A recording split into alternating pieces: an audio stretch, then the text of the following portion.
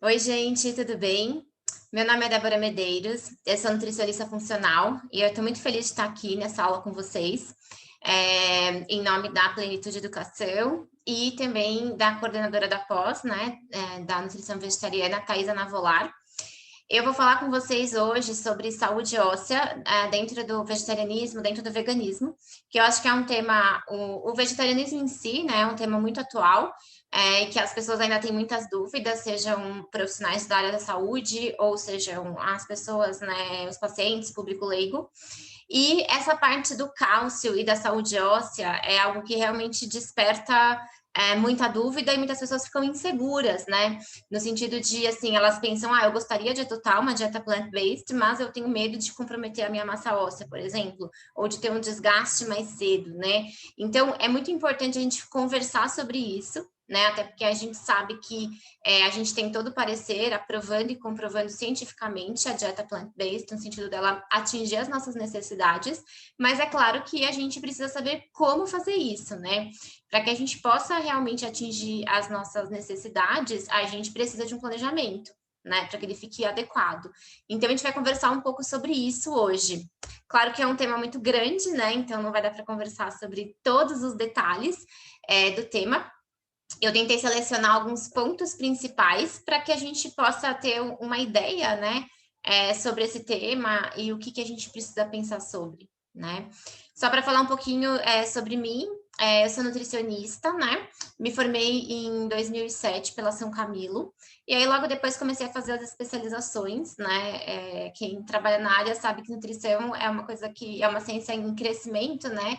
Então você fica o tempo todo estudando, na verdade, para tentar entender um pouco mais e conseguir fazer melhor as condutas dentro da clínica. Então, eu me especializei em algumas áreas, né? E o meu foco sempre foi o trabalho de atendimento clínico mesmo, trabalhar com o paciente e a parte de aulas, né? Então, eu trabalho com atendimento clínico e com palestras e aulas, tanto para público leigo quanto para profissional. E eu sou professora da pós-graduação de nutrição vegetariana. Eu participo também de alguns projetos científicos, de livros, né, ou revistas científicas também, que é uma parte que eu gosto de fazer também. Bom, vamos lá. Sempre que a gente pensa em saúde óssea, a gente vai pensar no cálcio, né? Isso eu acho que acho que é o primeiro nutriente que vem na cabeça de todo mundo. E realmente ele é um nutriente muito importante, né? Além, assim, a gente tem vários nutrientes que são importantes, mas o cálcio ele tem uma contribuição grande e ele está muito diretamente relacionado à saúde óssea. Então a gente vai falar um pouquinho mais sobre ele hoje, tá? Porque eu tinha que selecionar temas. Ele não é o único nutriente importante, a gente vai ter outros, por exemplo, a vitamina D, que é extremamente importante, e inclusive está vinculado ao metabolismo do cálcio, e aí a gente vai ter outras questões também de estilo de vida e outros nutrientes, né? Então a gente sabe que a vitamina K tem importância, o boro, existem o manganês, né? Tem outros nutrientes também que fazem parte ali da mineralização óssea ou do metabolismo como um todo. Bom, quando a gente pensa no cálcio, o que é importante a gente saber? 99% do cálcio que a gente tem dentro do nosso organismo está depositado nos ossos e nos dentes, né? Então, realmente, a função principal dele é dar rigidez e estrutura para esses tecidos. 1% só que fica circulando na corrente sanguínea para as outras funções que o cálcio tem também, tá? E aí, isso já traz um outro dado, né? Então, a gente já sabe que ele vai ter muita relação com essa parte de rigidez de ossos e dentes, né? Então, a importância dele. E essa questão do 1% que fica na corrente sanguínea, além de ter as funções, né, a gente vai ter uma questão de manter a homeostase na corrente sanguínea. Isso é super importante, né? O nosso corpo funciona dessa forma e a gente não pode ter muitas alterações ali, porque senão daí você também não tem um meio para que as reações bioquímicas continuem acontecendo. Então, assim, o que o corpo faz? Como a gente precisa dessa homeostase, no sangue, ele vai ter outras formas, né? Vamos dizer assim, um plano B, um plano C, caso tenha alguma alteração, para que ele consiga, naquele momento mesmo, já resolver a situação e não interromper nenhuma reação bioquímica, até porque isso também seria incompatível com a vida. Então, a gente não consegue interromper esse processo do plano B da homeostase. E por que eu tô falando isso? Porque, assim, sempre que você precisar de cálcio, e você não tiver cálcio disponível na quantidade que você precisa ali para manter a homeostase, ou ele for requisitado numa quantidade maior do que está disponível naquele momento, corre o risco de você fazer retirada de cálcio que está depositado ali no esqueleto para poder manter a homeostase. Então, esse ponto é bem importante da gente pensar quando a gente está falando sobre metabolismo ósseo. E a massa óssea, olha só, você vai ver que é complexo, tá? Porque são muitos anos até que você realmente consiga fazer a sua deposição óssea, tá? E depois a gente vai ter um desgaste que é fisiológico, então não é um tema muito simples, tá? A gente vai levar de 20 a 30 anos para alcançar a nossa massa óssea máxima, certo? Ou seja, quem está na idade de 20, 30 anos tá terminando ali esse processo de deposição óssea e vai ser a melhor composição óssea que você vai ter em relação à sua vida toda, tá? 45% da nossa massa óssea é formada até os 8 anos de idade. Então, vamos dizer assim, quase metade, né, da nossa massa óssea até os 8 anos. Então, olha a importância da alimentação, pensando aqui, por exemplo, em cálcio, pensando em vitamina D, né? Olha a importância na infância desses nutrientes para você poder fazer uma boa deposição óssea. E na infância, muitas crianças, elas não comem direito, né? E elas estão exatamente no momento de formação de esqueleto. Então, é muito importante a nutrição nessa idade, né? Porque o que você construir de ossos é o que você vai ter ao longo da sua vida. E o desgaste vai começar em cima do quanto você conseguiu fazer ali de tecido ósseo, né? Então, isso se torna um ponto muito relevante. Os outros 45%, né, para totalizar 90%, vão ser construídos dos 8 aos 16 anos de idade. E aí já coloca a importância da adolescência também nesse período de deposição óssea. Então, você vai ter infância e adolescência responsável pela formação de 90% da sua massa óssea. E aí você pensa, né? Será que ela foi formada com qualidade? Né? Então, quando você atende um paciente que está hoje com osteoporose, a gente tem que pensar desde lá da infância dele como é que foi esse processo, né? E aí vão sobrar 10% que ainda vai ser formado, né, de massa óssea, que vai acontecer entre 26 e 30 anos, né? Então, por isso que por volta dos 30 anos a gente já fez toda a deposição que faria e está na melhor condição da nossa massa óssea. Só que o que acontece? Após os 30 anos, infelizmente, acho isso até meio sacanagem do universo, que eu acho que é uma idade muito jovem, mas a gente já começa a ter um declínio gradual, tá? Ele não é um declínio rápido, até porque ele é fisiológico, mas a gente já começa a ter um declínio gradual dessa massa óssea, ou seja, você vai começar a ter um desgaste que é esperado e é fisiológico. Isso não tá errado, tá? Só que o que a gente tem que pensar é o seguinte, sabendo que isso vai acontecer, se a gente ainda não cuidar para que a deposição seja boa, e se você não cuidar dos outros fatores para que o desgaste seja o mínimo fisiológico, você tem muita chance de desenvolver uma osteopenia ou osteoporose numa idade muito precoce. Então, primeiro, o foco é infância e adolescência, a deposição tem que ser boa. Quando você vê um exame de densitometria óssea, que tem, tem o exame da imagem, e aí depois sempre tem aquelas faixas, né? Para ver onde que você se encontra. Então, tem vários pacientes que estão na normalidade, mas mesmo dentro da normalidade, é muito variável os valores. Então, normalmente aquela faixa verde é a faixa de adequação, né? Então, tem pacientes que estão lá em cima, ou seja, uma composição óssea muito boa. E tem pacientes que só estão mais embaixo. Então, eles estão normais, né? Mas eles tiveram uma formação menor. Então, ou seja, essa pessoa que está mais para baixo, conforme passar o tempo, ela tem mais chance de entrar num desgaste, tá?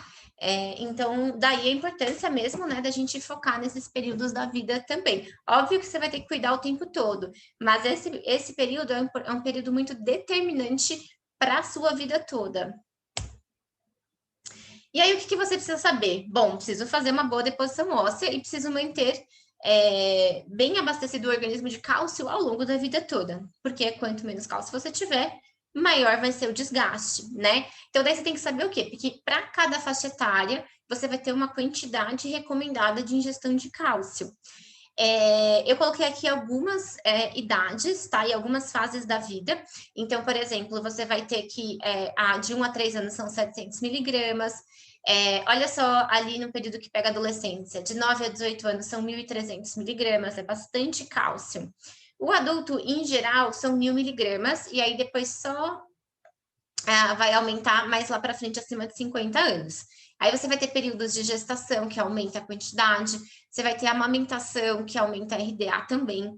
Então, assim, ela varia bastante ao longo da vida. Então, dependendo do seu paciente, você precisa ver quantos miligramas de cálcio ele realmente precisa ingerir no dia. Mas, de uma forma ou de outra, você vai ver que não é uma quantidade baixa, né? Porque tem alguns nutrientes que você precisa de microgramas. Você vai pegar alguns outros nutrientes que você precisa de miligramas, mas são 7 miligramas, são 11 miligramas, são 18 miligramas, às vezes é uma quantidade pequena. O cálcio a gente precisa em quantidade muito grande, então é importante você realmente saber onde estão as fontes de cálcio, independente do sistema alimentar do paciente, tá? Para que você consiga atingir a necessidade, porque realmente você precisa ingerir a quantidade de cálcio recomendada, senão você pode ter risco, né, de desgaste ósseo precoce.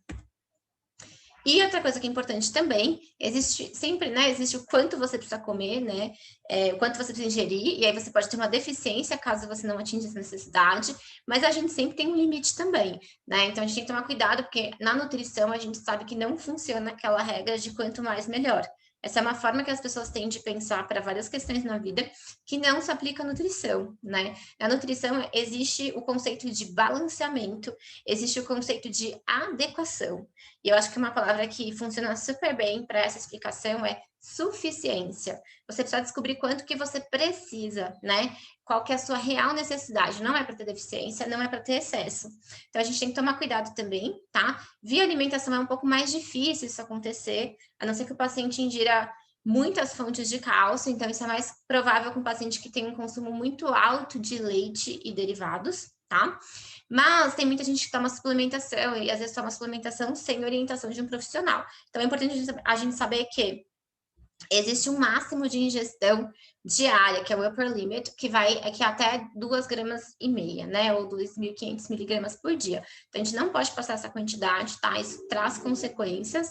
E uma das consequências mais conhecidas é até a chance de aumentar, de fazer formação de pedra nos rins, né? Litíase renal, entre outras questões. Vamos lembrar que o cálcio, ele traz rigidez, né? Então, quando você tá, né? Quando ele tá dentro do osso, quando ele tá no dente, ele tem que trazer aquele tipo de estrutura mesmo para aqueles tecidos, mas a gente tem vários tecidos moles que não são para serem calcificados, né? Então, lembrar que existe um máximo e existe um mínimo, né? Quer dizer, existe, na verdade, uma quantidade recomendada e existe um máximo que você pode utilizar, para você não perder essas faixas de referência.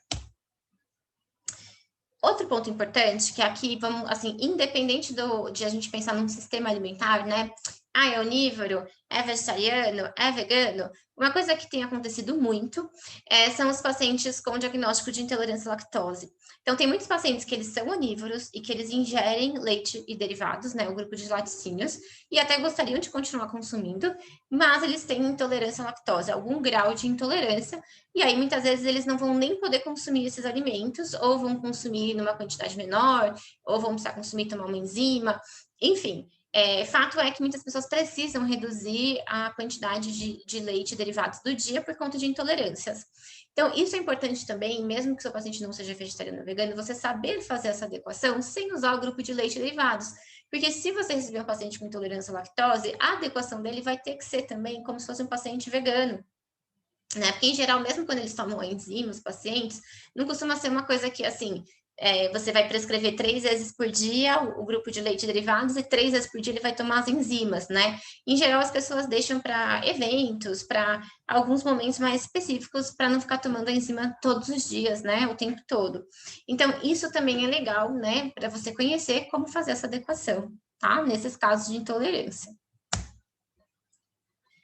E falei no começo da aula, né, que o cálcio não é um assunto simples, né? Na verdade, é a massa óssea, não é o cálcio. É que o cálcio está aí como principal representante do grupo de nutrientes da parte óssea. A massa óssea, ela depende de vários fatores. E aí a gente está falando, e vai falar mais um pouco, sobre a parte de alimentação, né? A parte de nutrição em relação à saúde óssea, que ela tem um peso muito importante. Mas não é exclusivo, tá? Então a gente também precisa esclarecer isso, até para, eu sempre falo, a gente precisa colocar o pé no chão, né? Então quando a gente estuda, você consegue ver qual que é o máximo que você pode fazer aqui, fazer ali por aquele paciente, e saber se você está fazendo o máximo mesmo, porque a gente vai ter exames e vai ter formas da gente conseguir olhar isso. Porque existem outros fatores que também influenciam e que às vezes não estão no nosso controle ou às vezes não dependem da parte nutricional, tá?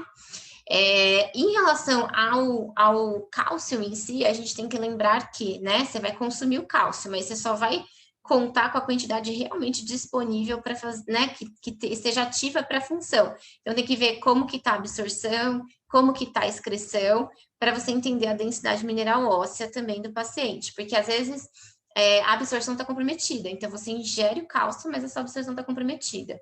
Tem gente que está com perda urinária de cálcio, então também está com um comprometimento ali, né? Então, você tem que primeiro entender só do cálcio, quando eu penso só no cálcio, tem que entender o balanço do cálcio como um todo, como que ele está.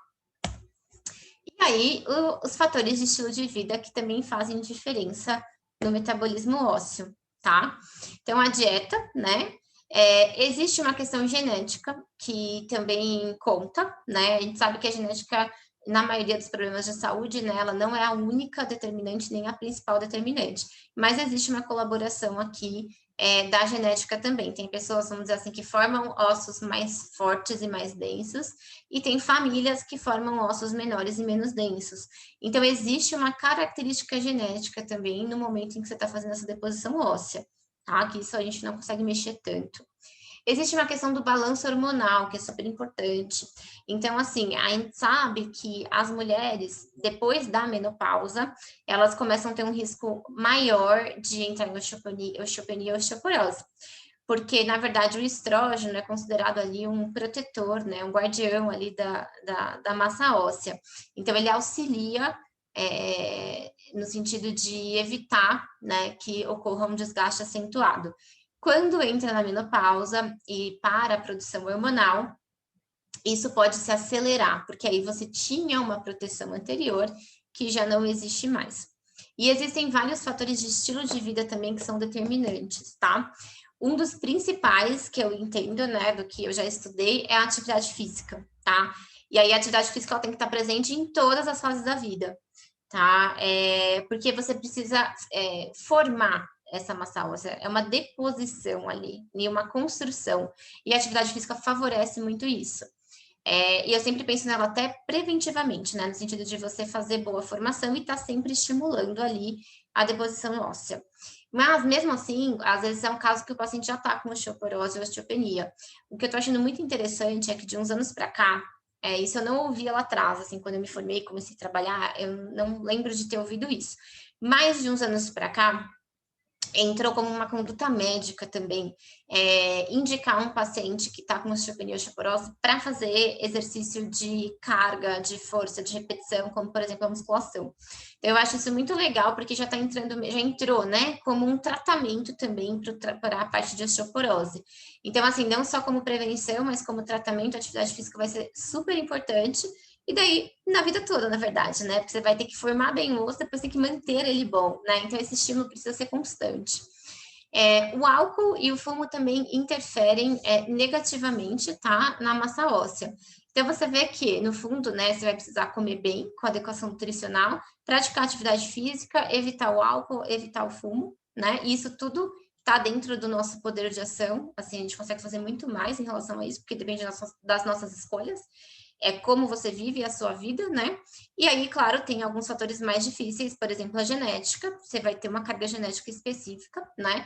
E a questão do balanço hormonal, que faz parte também, que acontece, não vai ter o que fazer, né, nesse aspecto. Por isso que a gente vai modular todos os outros pontos. Da parte alimentar, são vários fatores, tá, que interferem aqui, ou melhorando ou piorando a questão de massa óssea. Então, eu vou passar rapidamente pelos principais pontos, tá? A gente sabe que os oxalatos têm uma interferência negativa, tá, na absorção de cálcio. Então, o oxalato e o fitato, eles são substâncias que estão nas plantas, né? Fazem parte do metabolismo normal das plantas e não tem problema nenhum para elas, né? Mas para a gente, eles são considerados fatores antinutricionais. Por quê? Porque eles atrapalham ali a nossa absorção de alguns nutrientes, principalmente o cálcio. O ferro também, o zinco, né? Eles também têm uma interferência nessa absorção.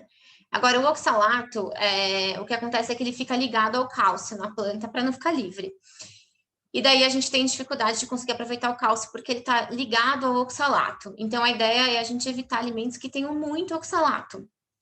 Aqui a gente está falando de pacientes saudáveis, né? Para a gente poder falar de uma maneira geral. Claro que quem tem pedra nos rins, aí vai ter que ser uma conduta específica, porque aí tem uma série de questões e até exames específicos, porque aí vai ter que ter um controle de oxalato muito maior, um controle de cálcio, um controle não é fitato, desculpa. Esqueci aqui, eu me confundi com outro nome que eu queria falar. Ácido cítrico. Então, vai ter que ter esse citrato, desculpa, gente. Então, vai ter que ver um controle de oxalato, de citrato e de cálcio. Então, aí vai ser uma outra questão, tá? Agora, pensando em pacientes saudáveis, a questão é, vamos ver quais são os alimentos que têm muito oxalato por porção, e aí você coloca uma frequência baixa deles na alimentação. Porque o que acontece? Quando você tiver oxalato, aí você sabe que aquele alimento, vou dar um exemplo, o espinafre, ele tem muito oxalato. Então, quando você consumir o espinafre, o oxalato vai estar ligado no cálcio. Então, você não vai conseguir aproveitar o cálcio que está ali, né? Então, ele não vai ser uma fonte de cálcio. Ele tem bastante cálcio, mas você não consegue aproveitar. Então, você pode até comer o espinafre, mas não vai dar para considerar ele uma fonte de cálcio. Então, se é uma pessoa que todo dia a folha verde escura é o espinafre, ela vai estar com menos cálcio do que a pessoa que está usando a couve, por exemplo, né? Então, assim, não sou contra o espinafre, eu acho que você pode ter, você pode usar em preparações também, mas é um alimento que não deve aparecer com tanta frequência, porque senão você não consegue utilizar os outros alimentos que você precisa para fazer as fontes de cálcio no dia, tá? A folha de beterraba também tem bastante. O cacau também tem, mas são poucos alimentos que têm muita quantidade, que deveriam ser mais evitados ou ter algum tipo de cuidado.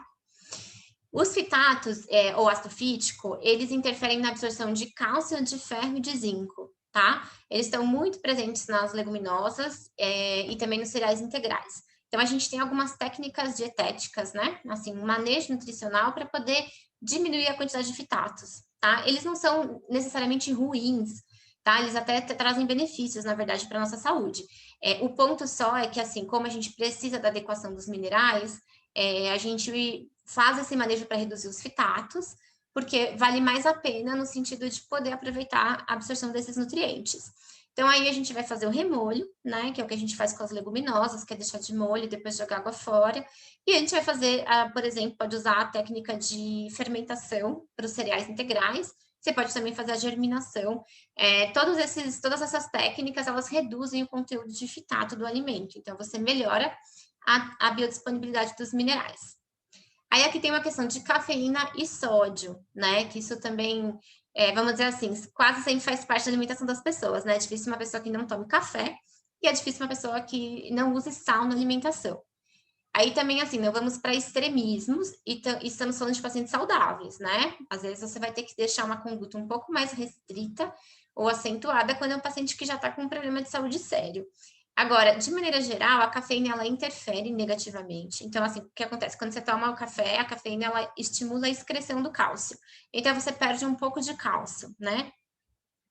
Mas também não é qualquer quantidade que faz mal e não é qualquer quantidade que vai gerar um problema. Então, em geral, a gente se preocupa quando a quantidade de café está acima de 3 xicrinhas, né? Aquelas xícaras pequenininhas por dia, tá? Até então, não é considerado significativo o efeito. O sódio, quando tem excesso de sódio, então também vamos lá, não é qualquer quantidade de sódio. A gente tem aquela estimativa de mais ou menos 6 gramas para um adulto, né? Então, a quantidade de sódio normal, ela não interfere negativamente na excreção de cálcio. Mas quando você tem excesso de sódio, esse excesso também aumenta a excreção de cálcio, você acaba perdendo um pouco mais de cálcio. O consumo de proteínas, ele tem 2 pontos aqui importantes para a gente falar. Então, assim, aqui a gente tem que ter quantidade de proteína suficiente também para a construção de massa óssea. Ou seja, a deficiência de proteína interfere negativamente no metabolismo ósseo, tá? Então, você tem que fazer um planejamento para que o paciente não tenha deficiência. Isso a gente faz tranquilamente numa dieta plant-based. Ao mesmo tempo, o excesso de proteínas, ele é ruim para a massa óssea, tá? Então, aqui cai bem naquele ponto que eu estava falando com vocês de suficiência, tá? Então, se você não tiver nem deficiência, nem excesso, aqui você vai favorecer a deposição, a construção de massa óssea. Daí a gente tem a vitamina D, que acho que é o principal ponto falado, né? Quando a gente pensa em cálcio, eu já penso na vitamina D junto. Virou, assim, um combo, praticamente, uma dupla, né? O que acontece? A vitamina D, ela aumenta a absorção de cálcio intestinal, tá? Então, a vitamina D, a gente sabe que a nossa principal fonte é o sol, né? Então, a gente tem que ter, assim, o ideal é que a gente tenha uma exposição solar, e é claro que tem toda a forma certa de fazer isso, como fazer, né? Mas é importante que a gente tenha uma exposição solar ou alguma suplementação, se não for possível a exposição, porque a gente tem é uma vitamina essencial, ela vai ter várias funções, entre elas, aumentar a absorção de cálcio. Então, quando você está com deficiência de vitamina D, mesmo você comendo cálcio, a sua absorção fica baixa. Então, isso pode comprometer o seu metabolismo ósseo. E aí, mais um ponto que conta bastante, isso tem sido falado em artigos também, o que eu acho muito legal, trouxe alguns artigos aqui para vocês, é a questão do equilíbrio ácido básico, tá? Então, assim, todo alimento, ele tem um resíduo, né, em termos séricos. E esse resíduo, ele pode gerar um quadro mais de acidez ou de alcalinidade, né, básico. E aí, o que acontece é aquela coisa, a gente tem que manter sempre a homeostase, né? E nosso pH é levemente alcalino. Então, o corpo não pode sair dessa harmonia que ele vive. Então, quando você tem uma dieta que tem muitos resíduos acidificantes, o corpo vai ter que dar um jeito de, mesmo assim, chegando a resíduo acidificante, você conseguir manter aquele equilíbrio mais alcalino. E aí, o que ele vai fazer? Ele vai usar nutrientes que fazem sistema de tampão. Então, ele vai gerar um tamponamento a partir desses nutrientes para conseguir manter o pH. E o cálcio é um dos minerais utilizados para isso. Só que aí o que ele vai fazer? Ele vai pegar o cálcio que está dentro do seu esqueleto e ele vai jogar para a corrente sanguínea para fazer tamponamento. Então, assim, ele consegue resolver a questão, só que você está utilizando o cálcio do seu esqueleto. Então, vamos entender, quanto menos você precisar fazer tamponamento com o cálcio, melhor. Porque aí você vai deixar o cálcio que está no esqueleto ficar ali, que é onde ele tem que ficar mesmo, tá? Bom, falamos aqui, então, sobre vários pontos importantes da dieta. Além de você bater a quantidade do dia que você tem que ter de cálcio, você vai ter que ter todo esse manejo aí de nutrientes, né? Todo esse manejo dietético. E aí, a gente não pode ficar no achismo só e nas estimativas, tá? Então, a gente tem tudo isso de referência para a gente poder trabalhar com segurança, mas a gente precisa também avaliar aquele paciente.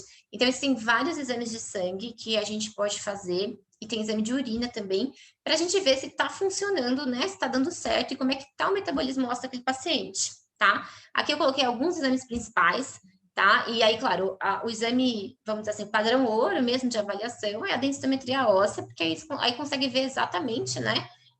Como que tá a densidade óssea. E daí, normalmente, vê a coluna, vê o fêmur. Aí é um exame mais completo, mas não é um exame que se faz o tempo todo, e é um exame de imagem solicitado por médico. Então, em geral, se faz quando tem alguma suspeita, ou se faz a partir de uma idade. E, em geral, assim, o paciente vai fazer esse exame a não ser que tenha alguma suspeita, ele acaba fazendo com 40, 50 anos, né? Então, assim, enquanto, né, nesse outro período, você não teria como saber se você não tivesse esse exame. Então, a gente tem vários marcadores que são muito bons e que ajudam bastante a gente a entender se tudo indica que o metabolismo ósseo está funcionando bem ou não daquele paciente, tá? Então, a gente costuma usar, aqui são os principais, né? A gente costuma usar a albumina, o cálcio total, a fosfatase alcalina, o PTH intacto, que ele ajuda muito a gente nessa avaliação, a vitamina D e o cálcio urinário de 24 horas sempre foi necessário para a gente confirmar realmente a quantidade de ingestão daquele paciente, ou em suspeitas de excreção de cálcio aumentada, tá? O PTH, aqui tem um ponto importante, né? Porque que a gente avalia o PTH? Justamente porque ele que vai fazer essa regulação aí do metabolismo de cálcio e vitamina D, tá? Então, quando eu expliquei, né, que quando começar a baixar o cálcio no sangue, o corpo vai ter que, né, ter algumas estratégias para conseguir manter ali o pH.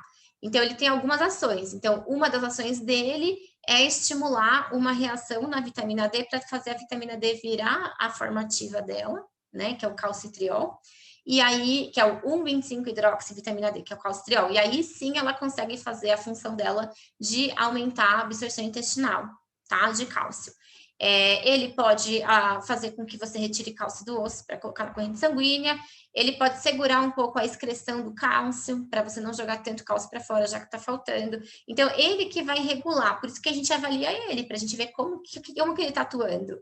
Ele está precisando ser muito ativado, então quer dizer que está faltando muito cálcio nesse paciente. Por quê? Ele ingere pouco cálcio, ou está com pouco manejo dietético, ou porque está com pouca vitamina D, aí você vai começar a pesquisar. Por isso que fazer outros exames também é muito importante, e essa inter-relação entre os exames é extremamente importante, para a gente poder entender o máximo possível do metabolismo daquele paciente.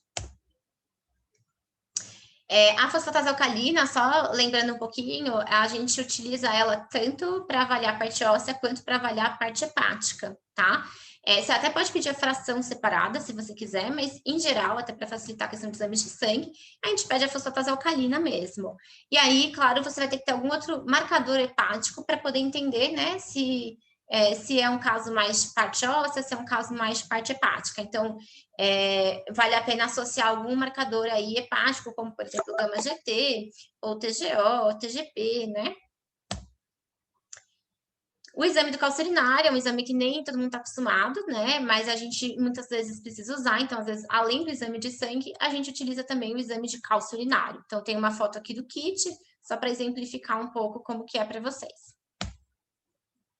Bom, fontes, nós temos muitas fontes alimentares de cálcio, tá? Eu acho que a grande questão não é o número de fontes, porque, por exemplo, o ômega 3, a gente tem a chia, a linhaça, as nozes, que tem um pouquinho, e os peixes, se for um peixe que comeu algas e tal.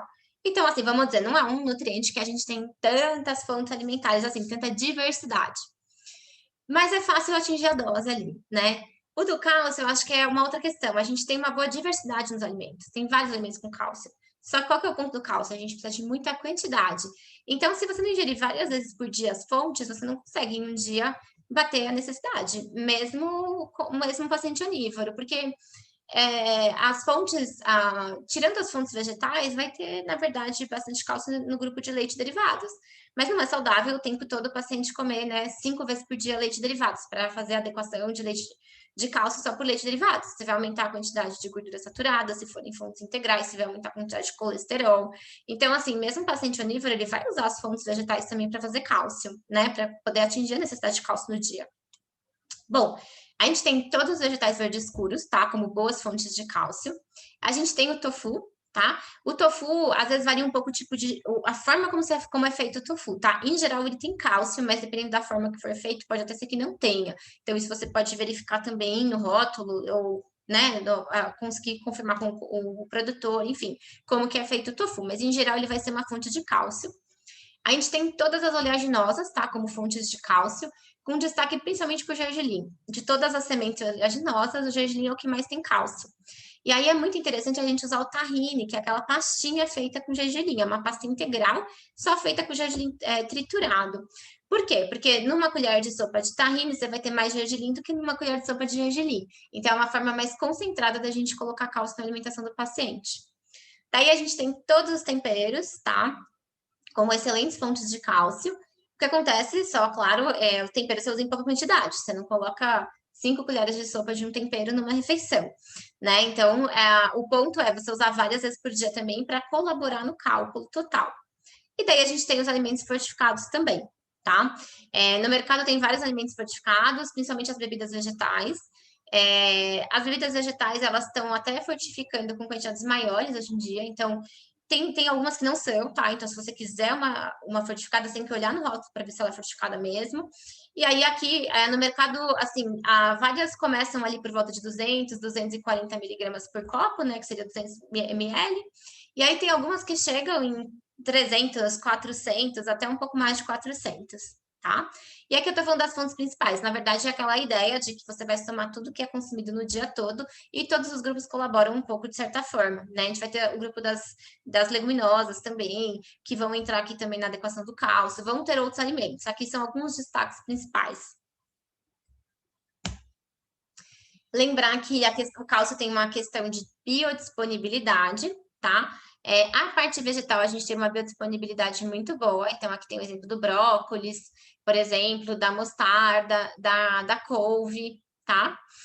Óleo de espinafre, a biodisponibilidade é 5%, porque tem a questão do oxalato. Então, quando a gente fala de fontes vegetais, a gente tem uma biodisponibilidade muito boa, até melhor do que do grupo de laticínios, ó, que é 32% a fração de absorção. Daí, pode acontecer que pode ser que em algum caso você não consiga, por algum motivo, atingir com a alimentação a quantidade de cálcio que aquele paciente precisa. Aí você talvez precise fazer uma suplementação, tá? Mas muito cuidado. O cálcio, na verdade, nenhum nutriente deve ser prescrito, obviamente, né? Sem um planejamento, sem um objetivo e sem um cuidado. Isso é geral, né? Mas o cálcio, principalmente, tá? O cálcio, porque tem pessoas que têm predisposição para a formação de pedra nos rins, por exemplo. O cálcio é uma coisa que é um nutriente que, assim, dificilmente eu suplemento sem constatar primeiro os exames. E eu recomendo também vocês fazerem isso para você não errar na dose e não exagerar na quantidade de cálcio. E ao mesmo tempo, também, às vezes, você precisa colocar bastante cálcio para aquele paciente e você está colocando uma dose muito pequenininha, porque ele está com medo de suplementar. Então, assim, tem como a gente ter segurança na suplementação, tá? E tem como você saber se você precisa ou não suplementar aquele paciente. Não faça na dúvida. Constate pelos exames, faça a estimativa alimentar. Dá para saber fazer isso, tá? Mas precisa mesmo de estudo e precisa saber fazer de uma forma correta para que seja seguro para o paciente, tá? Daí, enfim, na hora de suplementar, vai ter que ver, porque assim, nem todo cálcio é vegano, aí às vezes se o paciente for vegano, precisa ver uma matéria-prima vegana, né? Não só a questão da cápsula, mas da matéria-prima em si. O cálcio é super volumoso na fórmula, então se você colocar em cápsula, vai dar às vezes 10, não, brincadeira, 10 é muito, mas pode ser que dê 4 ou 5 cápsulas só da suplementação de cálcio. Então, esse é um ponto também a ser pensado, a ser conversado com o paciente para ver como é que vai fazer comprimido, vai fazer sachê. Será que ele não prefere tomar um copo de bebida vegetal, então, de 250 miligramas de cálcio, do que usar um comprimido de cálcio? Então, isso tudo a gente tem que conversar um pouquinho com o paciente para a gente ver o que é melhor, tá? Vamos lembrar que a gente tem que ter atenção, principalmente na infância e na adolescência, tá? Por conta dessa fase de deposição óssea. E aí, pelo mesmo motivo, na gestação e lactação. Porque aí a gestação e a lactação é a construção de um esqueleto, né? Que é do bebê. E aí, se a gente não cuidar, gestação e lactação é aquele ponto, né? Vai primeiro tudo para a mãe e aí o que sobrar fica. Não, desculpa. Vai primeiro tudo para a criança e aí o que sobrar vai para a mãe. Então, se a gente também não cuidar, às vezes a criança fica bem abastecida e a mãe, coitada, tem um desgaste ósseo enorme nesse momento de gestação e lactação. Certo? Bem, e em relação aos artigos da massa óssea? Eu gosto bastante de estudar essa parte, porque a gente tem muito artigo com a dieta plant-based, muito, muito, muito, então é bem legal estudar isso por artigos. Ao mesmo tempo, vamos lembrar que quando eu comecei a aula, né, com vocês, eu falei que é super complexo esse tema e que não depende só da dieta, né? Tem a questão de balanço hormonal, tem a questão da idade, tem a questão de genética, tem a questão de atividade física, e tem várias doenças que você pode ter ao longo da sua vida, principalmente processos inflamatórios, que podem fazer um desgaste ósseo, tá? E algumas medicações que também depletam um pouco a sua massa óssea. Então, ao mesmo tempo que é muito legal, porque tem bastante estudo, você tem que saber interpretar esses estudos, porque assim, se eu pego um estudo que eu misturo mulheres na menopausa com mulheres que não estão na menopausa, já é diferente o metabolismo delas, né? E se eu pego um estudo que eu avalio pessoas que são veganas, mas elas não estão comendo a quantidade de cálcio porque elas não estão com planejamento, eu não posso dizer que o veganismo não é seguro. Qualquer pessoa que qualquer pessoa que seguir uma dieta que não é planejada não é seguro. Não tem segurança nenhuma, né? Se você não sabe quanto que você precisa comer, você não sabe em que alimento que tá e você não come aquilo, você não vai bater as necessidades porque você não sabe fazer aquilo direito. Mas isso pode acontecer na dieta onívora também. Então tem que ter um pouco de cuidado, tá? Essa eu acho que é a minha mensagem principal em relação aos artigos. Tem que ter cuidado quando você vai avaliar, porque senão você não vai entender o que o artigo quer dizer, tá? A osteoporose, ela é bem presente, tá? E tem aumentado, então isso também é um assunto importante de ser discutido, porque vai ter muito paciente no seu consultório com osteopenia ou osteoporose, né? Vão ter os pacientes que você vai estar trabalhando qualidade de vida para evitar que isso aconteça, ou que aconteça numa idade precoce, e vão chegar muitos pacientes a partir de uma idade que já estão com essa patologia, tá? É estimado que ela afete 200 milhões de pessoas ao redor do mundo, tá? E existe um custo grande também em relação a custo de saúde pública, né? Em relação a esse problema de saúde. E a grande questão é o risco de fraturas, porque daí você vai ficando com os ossos mais fracos, daí tem aquela questão, né? Que eu já até conversei uma vez com médicos especialistas, né? Se é uma questão de que, primeiro, se o osso ele quebra e a pessoa cai, ou se a pessoa cai porque ela caiu, quebrou, enfim, mas fato é que aumenta o risco de fraturas, e aí isso começa a complicar bastante a qualidade de vida do paciente, principalmente mais idoso, tá? Olha só, esse artigo que eu queria chamar a atenção, tá? Eu não vou conseguir entrar, né, em todos os temas, mas esse aqui eles avaliaram 275 estudos, tá? Sobre densidade mineral óssea e comparativos aqui de dieta vegana, vegetariana e onívora. 275 estudos.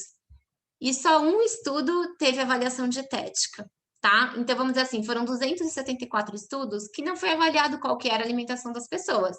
A pessoa era ou vegana, ou vegetariana, ou onívora. Mas, assim, quanto ela comia, o que ela comia, ninguém sabe, tá? Então, assim, isso é muito importante da gente saber quando a gente está estudando esse tema, certo? Bom, o que os artigos falam, tá? Um ponto muito positivo da dieta vegetariana é a questão da carga alcalina da dieta, tá? Então, isso é considerado, o fato de ter uma baixa carga ácida é considerado um fator super protetor para a densidade mineral óssea, tá? Isso a dieta plant-based, ela alcança com facilidade. Um dos motivos é a quantidade, por exemplo, de potássio que tem nos alimentos de origem vegetal. Outra coisa constatada por artigos é que se você realmente ingerir uma quantidade baixa de cálcio, né? Baixa quer dizer assim, abaixo da sua necessidade. Então, aqui em adultos, né? Ele coloca que o consumo abaixo de 800 miligramas realmente aumenta o risco de fraturas. Ou seja, é importante você respeitar a quantidade sugerida de injeção de cálcio no dia mesmo. Esse artigo aqui do Peter, ele avaliou alguns lugares no mundo comparando o sistema onívoro, lacto ou vegetariano e vegano, para ver quanto que eles estavam ingerindo de cálcio no dia, tá?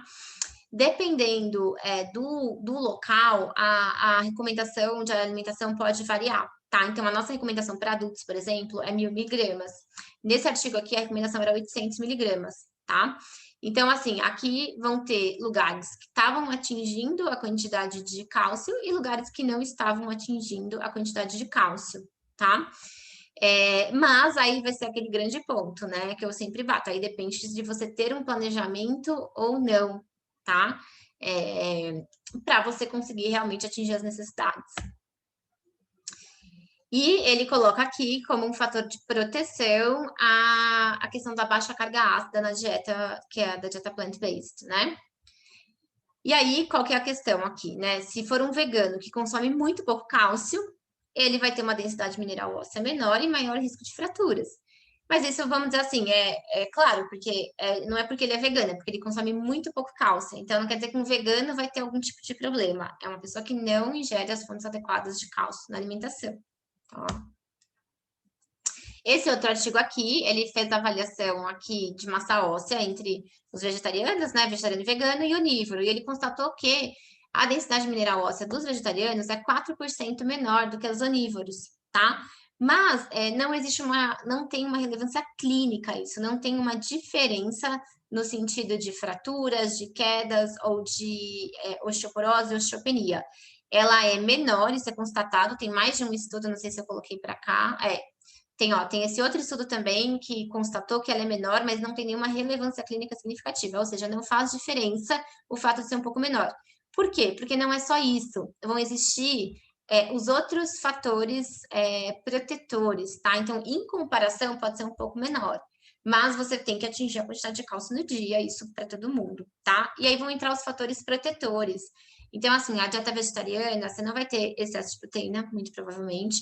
Você vai cuidar das fontes de cálcio, Você vai cuidar das fontes de B12, a B12 também é importante para a massa óssea, e você vai cuidar da carga ácida. A B12 é até interessante, porque todo mundo pensa, né, nossa, o vegano tem risco de não ter B12. Só que o vegano é uma pessoa que normalmente vai atrás para saber se ela está bem ou não.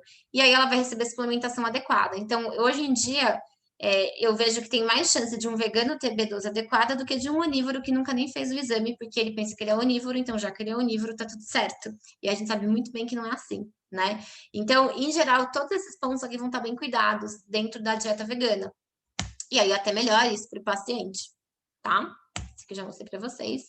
E aí, assim, a gente vai ter que lembrar que você vai pegar todas essas informações, mas aí você vai ter que aplicar ali naquele paciente que está ali na sua frente, né? Então, você vai ter que ter esse estudo, mas você tem que entender a individualidade, qual que é o contexto que ele está vivendo, o que está acontecendo ali com os exames dele, o que os exames dele dizem, como que é o estilo de vida dele.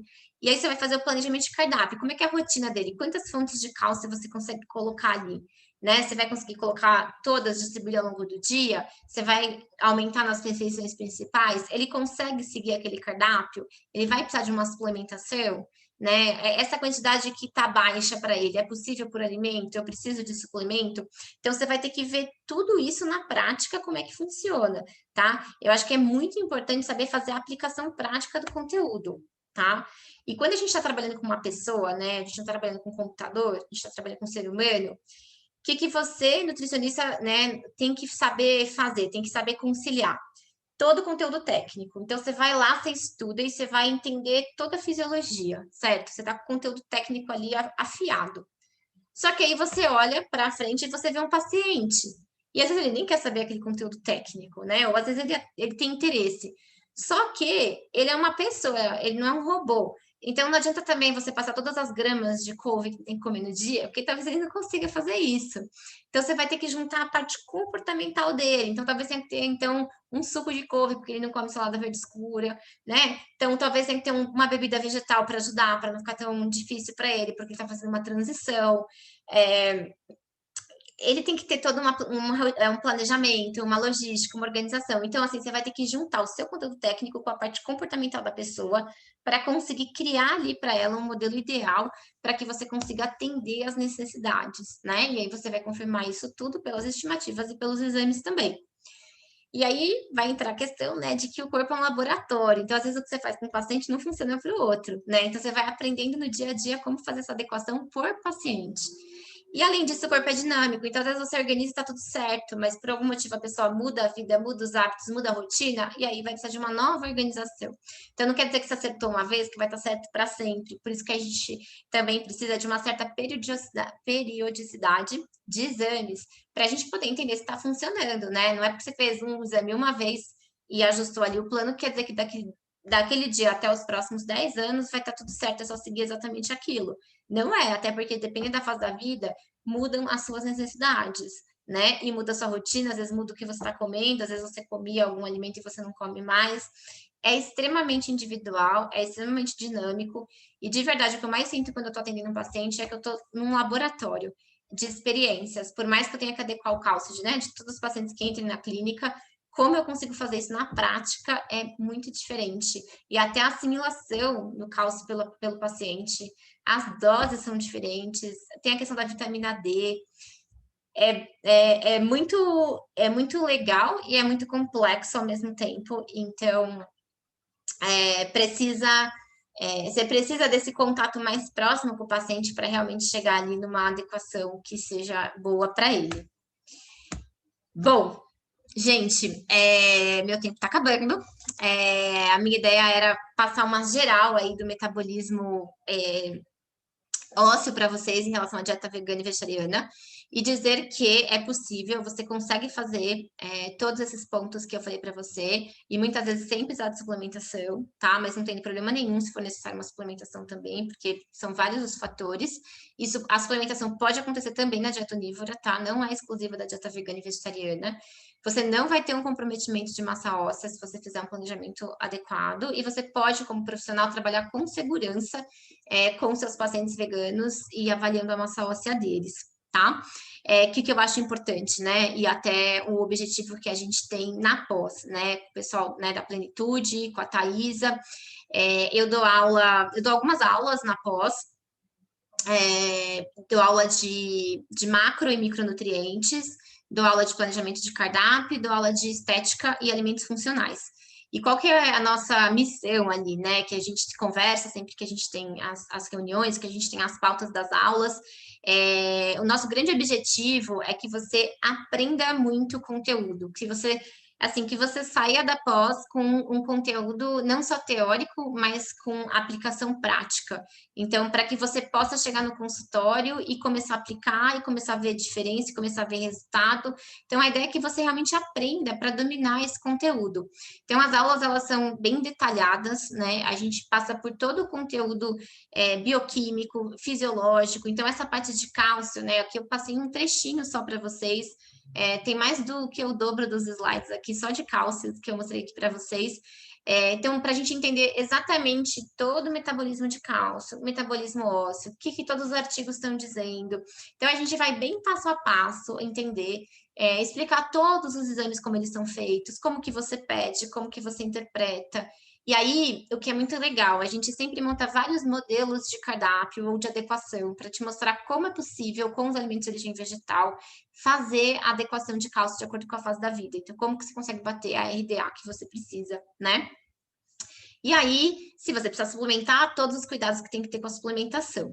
E uma coisa que é super importante e que eles sempre me pedem, né, em todas as aulas que eu faço, é sempre trazer estudo de caso. O estudo de caso é quando você consegue juntar tudo na prática, né? Que é o que você vai fazer na hora que você tiver com seu paciente.